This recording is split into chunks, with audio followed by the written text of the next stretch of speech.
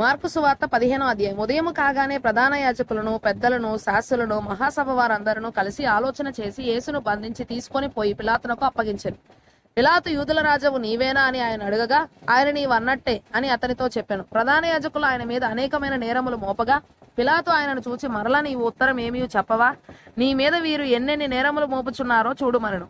అయినను యేసు మరి ఏ ఉత్తరము చెప్పలేదు గనక పిలాతు ఆశ్చర్యపడెను. ఆ పండుగలో వారు కోరుకొనిన యొక్క ఖైదీని పిలాతు విడిపించువాడు. అధికారులను ఎదిరించి కలహములో నరహత్య చేసిన వారితో కూడా బంధించబడి ఉండిన బరబ్బాను ఒకడుండెను. జనులు గుంపుగా కూడి వచ్చి అతడు అది వరకు తమకు చేయుచు వచ్చిన ప్రకారము చేయవల్లని అడగగా, ప్రధాన యాజకులు అసూయ చేత యేసును అప్పగించరని పిలాతు తెలుసుకొని, నేను యూదుల రాజును మీకు విడుదల చేయగోరుచున్నారా అని అడిగాను. అతడు బరబ్బను తమకు విడుదల చేయవల్లని జనులు అడుగుకున్నట్లు ప్రధాన యాజకులు వారిని ప్రేరేపించిరి. అందుకు పిలాతు, అలాగైతే యూదుల రాజని మీరు చెప్పు అని నేనేమి చేయుదునని మరలా వారిని అడిగాను. వారు వారిని సిలువ వేయమని మరలా కేకలు వేసిరి. అందుకు పిలాతు, ఎందుకు అతడే చెడు కార్యము చేసనని వారిని అడగగా, వారు వారిని సిలువ వేయమని మరి ఎక్కువగా కేకలు వేసిరి. పిలాతు జనసమూహమును సంతోషపెట్టుటకు మనసు గలవాడై వారికి బరబ్బను విడుదల చేసి యేసును కొరడాలతో కొట్టించి సిలువ వేయని అప్పగించెను. అంతటా సైనికులు ఆయనను ప్రేతోర్యమను అధికార మందిరము లోపలికి తీసుకొని పోయి సైనికులను అందరినీ సమకూర్చుకొనిన తరువాత ఆయనకు ఊదారంగు వస్త్రము తొడిగించి ముండ్ల కిరీటమును ఆయన తల మీద పెట్టి, యూదుల రాజా నీకు శుభమని చెప్పి ఆయనకు వందనము చేయసాగిరి. మరియు రెల్లుతో ఆయన తల మీద కొట్టి ఆయన మీద ఉమ్మివేసి మోకాళ్ళలోని ఆయనకు నమస్కారము చేసిరి. వారు ఆయనను అపహసించిన తరువాత ఆయన మీదనున్న ఊదారంగు వస్త్రము తీసివేసి ఆయన బట్టలు ఆయనకు తొడిగించి ఆయనను సిలువ వేయుటకు తీసుకొని పోయిరి. కురేనీయుడైన సీమోనను ఒకడు పల్లెటూరు నుండి వచ్చి ఆ మార్గమున పోవచుండగా ఆయన సిలువను మోయుటకు అతనిని బలవంతము చేసిరి. అతడు అలెగ్జాంద్రునకును రూపునకును తండ్రి. వారు గొల్గొతా అనబడిన చోటునకు ఆయనను తీసుకొని వచ్చిరి. గొల్గొతా అనగా కపాల స్థలం అని అర్థము. అంతటా బోళము కలిపిన ద్రాక్షారసము ఆయనకి ఇచ్చిరి గాని ఆయన దాన్ని పుచ్చుకొనలేదు. వారు ఆయనను సిలువ వేసి ఆయన వస్త్రముల భాగము ఎవనికి రావాలనో చీట్లు వేసి వాటిని పంచుకొనిరి. ఆయనను సిలువ వేసినప్పుడు పగలు 9 గంటలు ఆయను.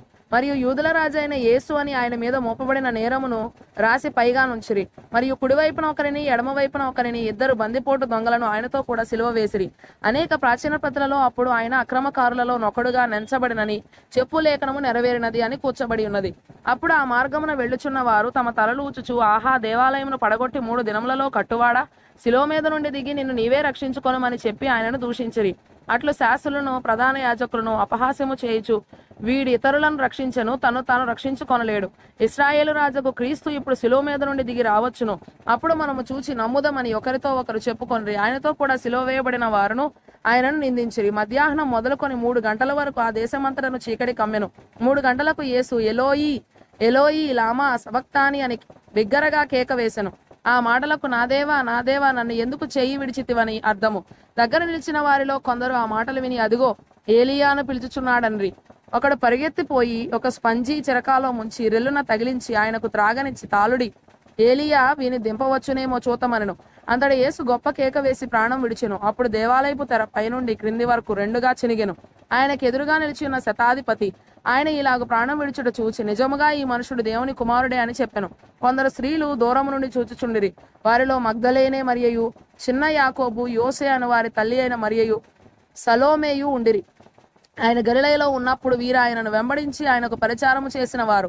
వీరు కాక ఆయనతో యెరూషలేమునకు వచ్చిన ఇతర స్త్రీలు అనేకులను వారిలో ఉండిరి.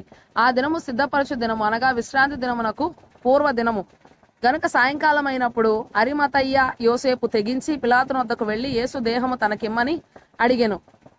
అతడు ఘనత వహించిన యొక్క సభ్యుడై దేవుని రాజ్యం కొరకు ఎదురు చూచువాడు. పిలాతు ఆయన ఇంతలోనే చనిపోయినా అని ఆశ్చర్యపడి ఒక శతాధిపతిని తన యొద్దకు పిలిపించి, ఆయన ఇంతలోనే చనిపోయినా అని అతనిని అడిగెను. శతాధిపతి వలన సంగతి తెలుసుకొని యోసేపునకు ఆ శవమును అప్పగించెను. అతడు నారబట్ట కొని ఆయనను దింపి ఆ బట్టతో చుట్టి బండలో తొలిపించిన సమాధి యందు ఆయనను పెట్టి ఆ సమాధి ద్వారమునకు రాయి పొర్లించెను. మగ్దలేనే మరియయు, యోసే తల్లి అయిన మరియయు ఆయన ఉంచబడిన చోటు చూచిరి.